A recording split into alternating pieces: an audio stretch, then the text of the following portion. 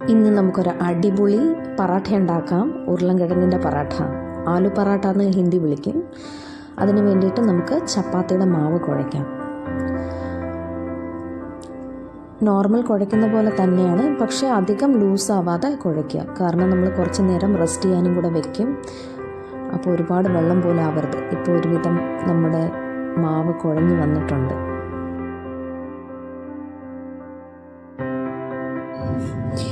ഇനി നമുക്ക് മാവ് ഒന്ന് അടച്ച് റെസ്റ്റ് ചെയ്യാൻ വെക്കാം. 15 മിനിറ്റത്തേക്ക് ഒരു തുണി മൂടി വെക്കാം. ഇനി നമുക്ക് അതിൻ്റെ കൂട്ടത്തിൽ തന്നെ ഫില്ലിങ്സിനുള്ള പരിപാടിയും കൂടെ ചെയ്യണം. അതിന് വേണ്ടിയിട്ട് ഉരുളൻകിഴങ്ങ് എടുത്തിട്ടുണ്ട്. ഇതൊന്ന് നമുക്ക് പൊടിച്ച് ചേർക്കാം. നന്നായിട്ടൊന്ന് പൊടിച്ചതിന് ശേഷം കുറച്ച് മുളക്, പിന്നെ കുറച്ച് മല്ലിയില, ഉപ്പ്, ഇതിനകത്ത് ഒരു ഇൻഗ്രീഡിയൻ്റ് കൂടെ ഉണ്ട്, അയമോദകം. ഇതിട്ടാൽ ടേസ്റ്റ് കൂടും. ഇത്രയും ചേർത്ത് ഒന്ന് നന്നായിട്ട് കുഴച്ചെടുക്കാം.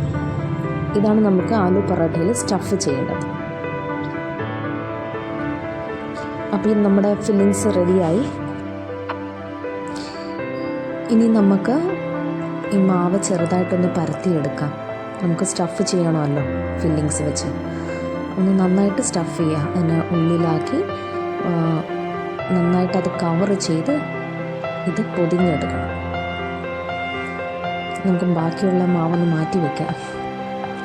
ഇനി ഒരു നല്ല ബൗളാക്കി എടുത്തിട്ട് ഒന്നും കൂടെ നന്നായിട്ട് മാവിൽ മുക്കിയെടുക്കുക. ഇതെന്തിനാണ് ചെയ്യുന്നതെന്ന് വെച്ചാൽ പൊട്ടാതിരിക്കാനാണ്. നന്നായിട്ട് ഇപ്പം മാവിൽ മുക്കാം.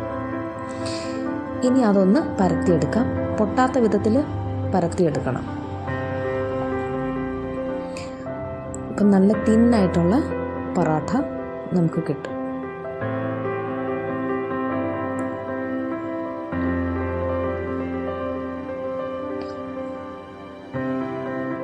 ഇപ്പോൾ ഒരുവിധമായിട്ടുണ്ട്. ഇനി നമുക്ക് തവട ചൂടാവുമ്പോൾ ഇടാം. ഞാനിവിടെ നെയ്യാണ് ചേർത്തിരിക്കുന്നത്. നെയ്യോ എണ്ണയോ ഒഴിച്ച് ചൂടാം.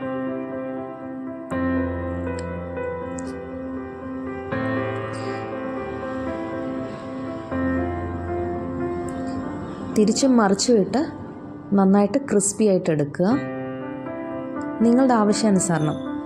അധികം ക്രിസ്പി ആവണ്ടെന്നുണ്ടെങ്കിൽ വേഗം എടുക്കാം.